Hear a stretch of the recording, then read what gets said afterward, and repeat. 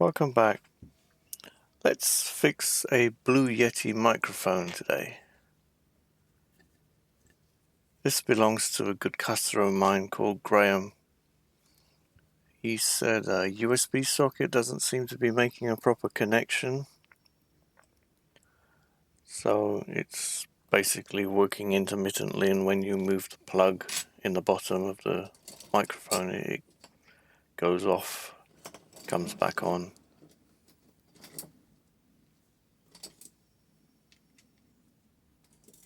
Let's see if we can help him.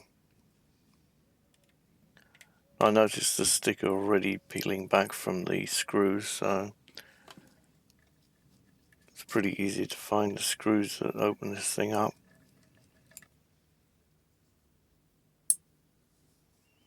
This little magnet's from a laptop hard drive. I've got tons of hard drive magnets all over the workshop, just anywhere I can put them to hold things onto metal cabinets and to hold screws temporarily while I take things apart. They're so useful for so many things. I just love them. Right, does this thing open easily? Is there any wires attached to it?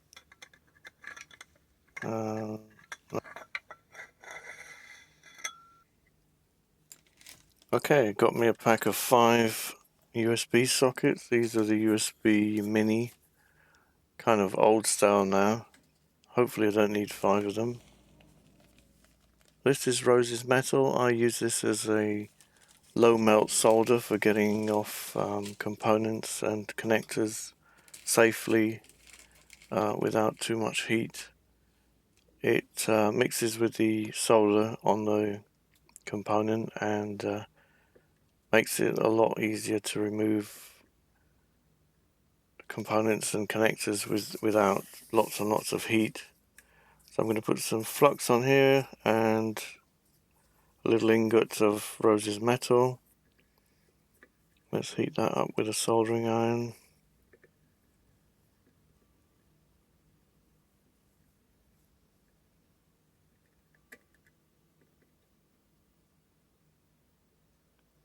Speed this bit up a bit, I think.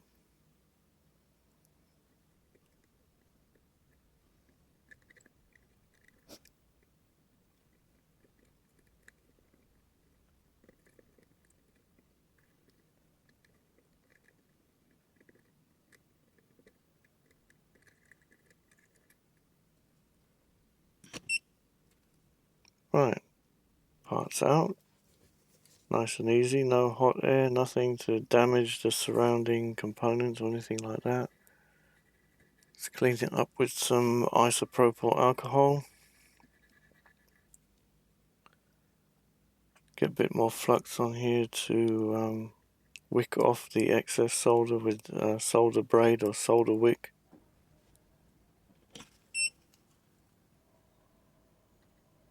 This uses capillary action to draw the solder into the wick. Works best with a little bit of flux.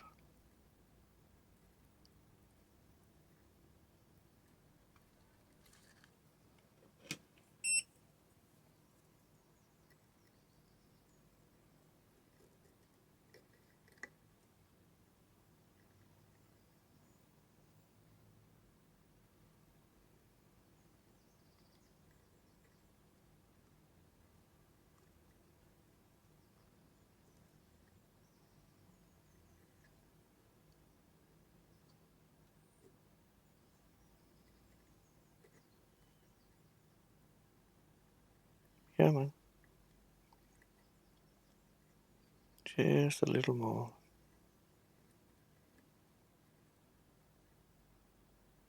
Oh.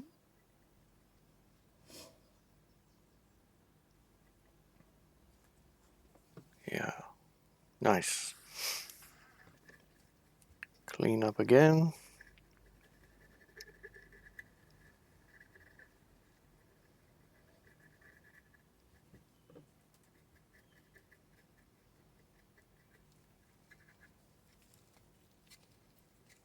clean the other side as well, I think,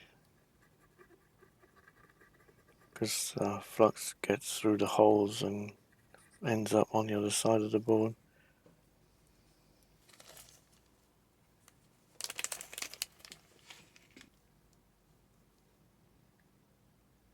Let's get that socket on there, see if the holes are cleared enough. Yeah.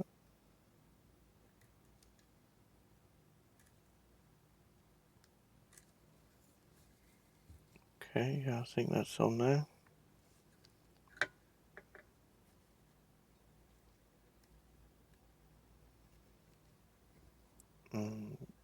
Just making sure it's flat on the board. Bit of flux.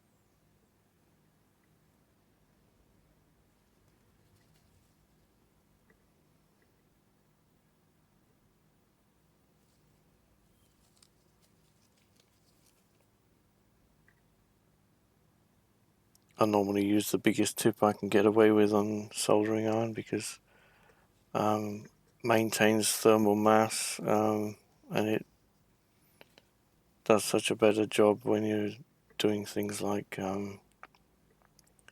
the legs of these connectors,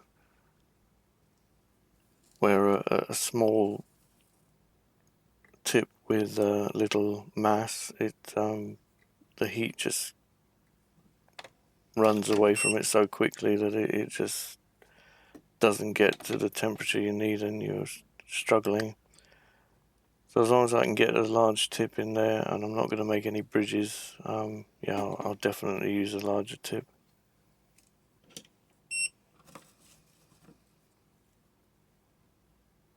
Let's solder up the pins.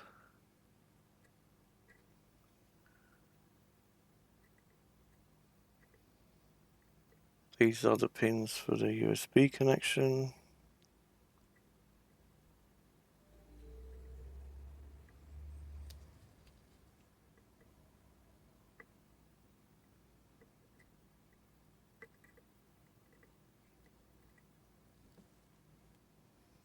Some more alcohol cleanup.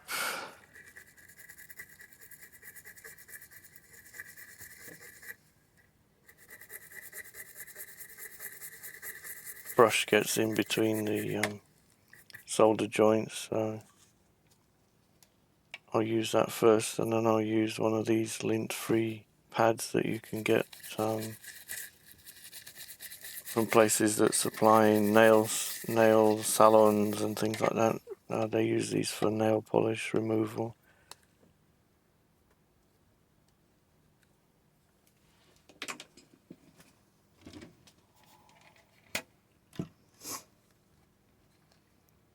Alright, yeah, that looks good. Now to put it all together again and try it out.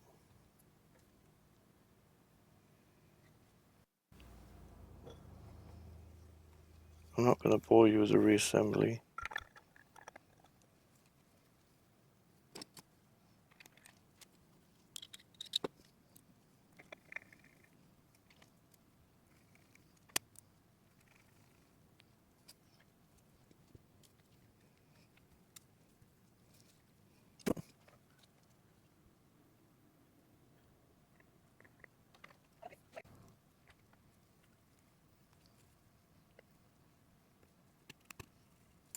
I'm just going to apply some polish and use a black marker to get rid of any paint that's scraped.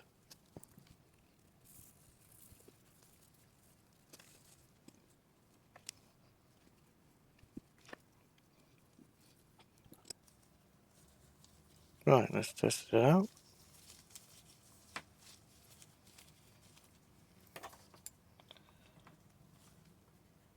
Plug it in. Oh, that sounds good. Oh, I have a flashing light as well.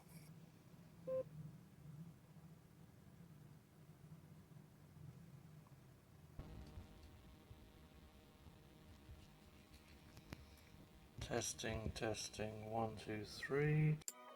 Well, the microphone appears to be working fine. I've tested it out. Graham can have it back and give it a go. And hopefully he'll get many more years of enjoyment from his microphone. I'm very glad I was able to help him out. And I'm very glad you stopped by to watch the video. Until next time, I'll see you later. Thank you.